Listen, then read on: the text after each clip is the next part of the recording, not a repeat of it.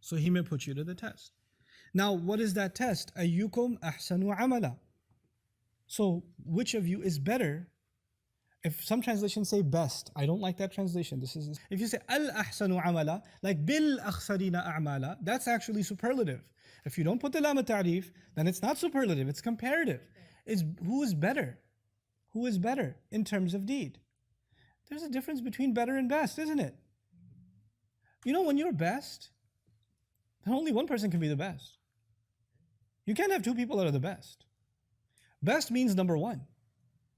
But when you say better, you've got a lot of people that are better.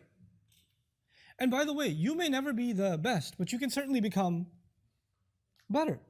There will never be a day in my life where I'll say, finally, I'm the best that I can be. But I could be able to say, alhamdulillah, I'm doing what? I'm doing better. Right? It's actually a mercy of Allah that Allah did not expect perfection. Allah expected improvement. Ahsan, not al-ahsan. It's ahsan. Just show me improvement. Show me and by the way, some people improve slowly, some people improve quickly. Some people make long strides, some people are willing to give everything they own for the sake of Allah, and some people can give 1% of what they own, and that's improvement from zero. That's fine. You know? وَكُلًّا وَعَدَ اللَّهُ الْحُسْنَى. Allah has promised the most beautiful things to all of them. You know, everybody will make progress in their own way.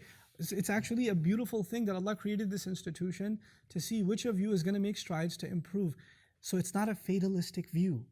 That's the beauty of this ayah. It's not a fatalistic view. It's not death is coming, I'm not the best, I give up. You know, this is very pointed to me because of the culture I come from. This hits me in a different way because of me being Pakistani. And for those of you that are Indian or Bangladesh, Southeast Asians, you know why? Because we know what's instilled in us in our education system.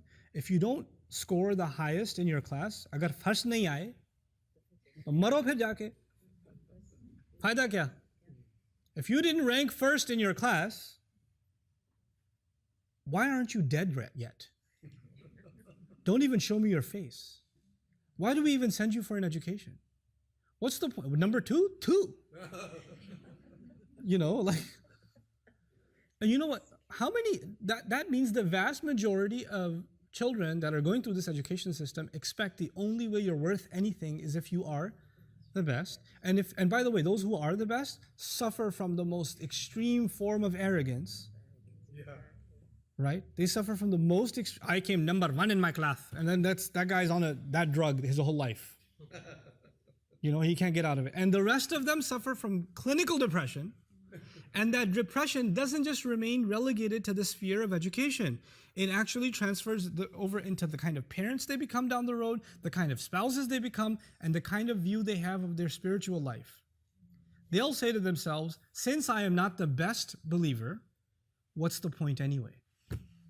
And they'll give up on all their practices, prayer altogether, practice altogether, because I'm not perfect. And the rationale they will argue is amazing. Look, I'm not perfect, okay? I can't do all that stuff. They'll actually offer that rationale. And that entire diseased mindset is crushed in just one word. Ahsanu. He didn't ask you to be perfect, stupid. He didn't ask you to be perfect. Subhanallah. Ayyukum ahsanu. Yeah, we're going to be here till 5. Okay, so... Now listen to this. لَيْسَ الْفَقِيهُ مَنْ يَعْلَمُ الْخَيْرِ مِنَ الشَّرِّ. The one who understands properly isn't just someone who understands right from wrong, good from bad. بل الفقيه من يعلم الخير من الخير والشر من الشر. Actually, truly understanding this, who is better in terms of deed, is actually understanding if you can distinguish between good and better, and worse and worst. In other words, you're constantly going to have to make choices in life. You have limited time. Death is looming. I have limited time. We can do so many good things in our life. Let's start at the positive. We can do so many good things in our life. You and I have to prioritize what good thing can I do that is of maximum benefit to me and the people around me that I can present before Allah. Because I have limited time. I'll give you the analogy, because analogies help us understand stuff. You've got 20 minutes left, and you have 30 questions to solve. Some questions are worth 3 points, some are worth 15 points, some are worth 25 points, etc. Which should you spend your time solving first? The questions that are worth the most points, you should probably tackle first before your time runs out. So even if your time ran out before you get to the extra credit or the 1 or 2 pointers, that you made the most of your time. لِيَبْلُوَكُمْ أَيُّكُمْ أَحْسَنُ عَمَلًا, actually embedded in it, who is better in terms of deed, actually suggests you actually constantly have to make prioritizations in your deeds. What are the things I have to tackle right now? What's the best thing I can do? That's on the positive side, but this actually has a view on the negative side too.